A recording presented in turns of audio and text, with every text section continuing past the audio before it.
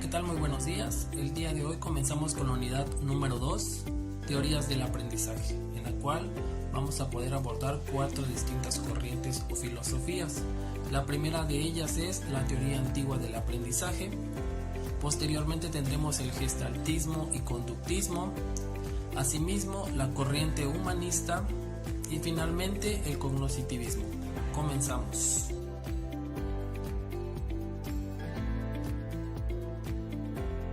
Las teorías del aprendizaje son todas aquellas que ponen de manifiesto y describen el proceso de aprendizaje de un ser vivo. Con ellas se pretende conocer y entender cómo aprende un ser humano o un animal.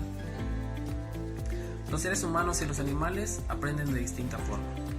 Por este motivo, se han establecido distintas teorías que explican cómo actúa la mente en el proceso de aprendizaje o cómo influye en nuestro entorno, así como las emociones, entre otros conceptos. La teoría del aprendizaje se centra en estudiar, investigar y aplicar estrategias para llevar a cabo métodos de aprendizaje eficaces. Ahora bien, ¿en qué se basan estas teorías del aprendizaje? Conozcamos cada uno de sus componentes. Las teorías del aprendizaje se han desarrollado con base a 4 principios destacados. La primera de ellas es la conducta.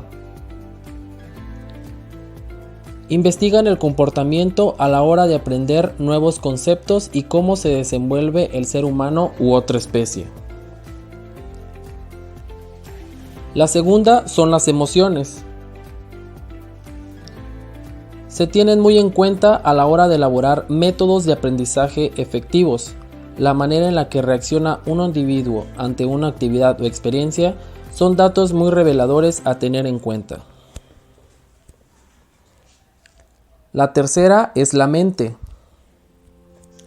El aspecto mental es otro principio que se tiene en cuenta en el área del aprendizaje.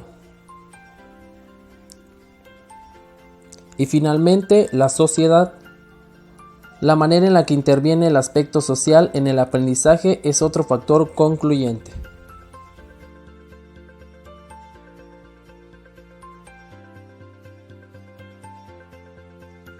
Ahora bien, conoceremos la siguiente teoría, denominada gestaltismo, y cuál es su relación con el conductismo.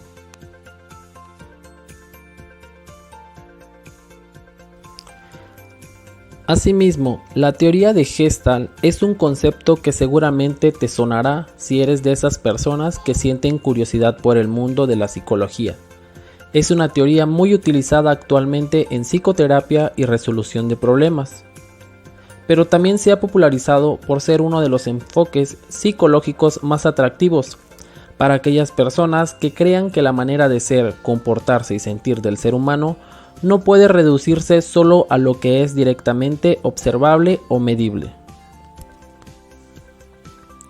Esto significa que no se centra en los aspectos negativos de la mente, tal y como ocurre con ciertos tipos de psicoanálisis, ni ciñe su objeto de estudio a la conducta observable de las personas, como pasa en el conductismo. ¿Qué es el conductismo? El conductismo es una corriente de la psicología cuyo padre es considerado John Watson. Consiste en usar procedimientos experimentales para analizar la conducta, concretamente los comportamientos observables, y niega toda posibilidad de utilizar los métodos subjetivos como la introspección. Se basa principalmente en el hecho de que ante un estímulo suceda una respuesta. El organismo reacciona ante un estímulo del medio ambiente y emite una respuesta.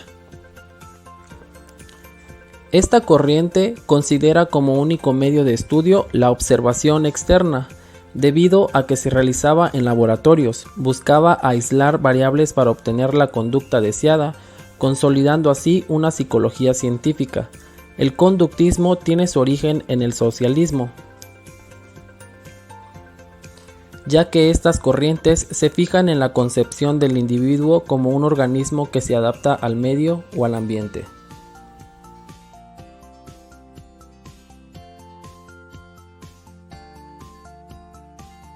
Ahora analizaremos la corriente humanista.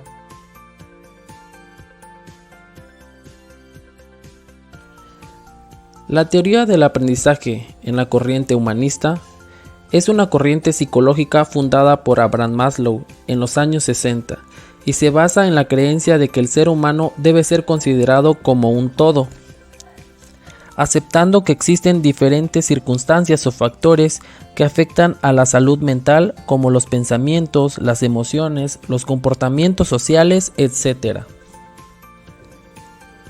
El objeto de estudio de la psicología humanista es el propio ser humano en su contexto más natural. Esta corriente se aleja en cierto modo de la idea causa-efecto en los problemas del paciente, ya que considera que el ser humano está expuesto a numerosos fenómenos vitales que provocan estados mentales que crean fricciones, problemas o malestares.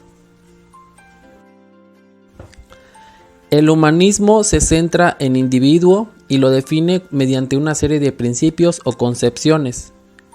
El individuo debe de ser aceptado por los demás tal y como es, con sus virtudes o defectos.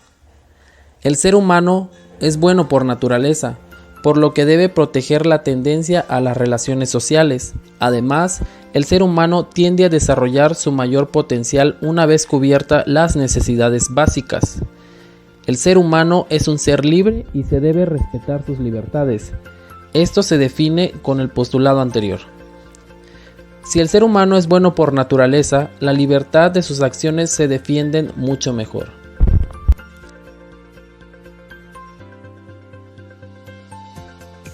Finalmente, ¿qué es el cognoscitivismo?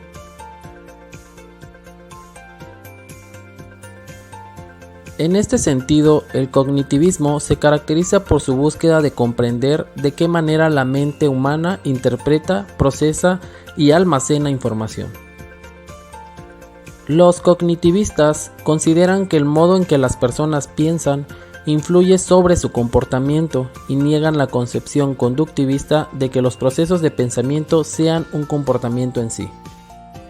Así pues, los cognitivistas se centran en el pensamiento, sus funciones, los procesos y la forma en que la mente resuelve tareas complejas. Para esto se valen de métodos cuantitativos y científicos para comprender las funciones de la mente y crear modelos. El cognitivismo, además, es aplicado por diversas disciplinas como la informática, la lingüística, la educación o la pedagogía, que comparten el interés por comprender la forma en que es procesada la información.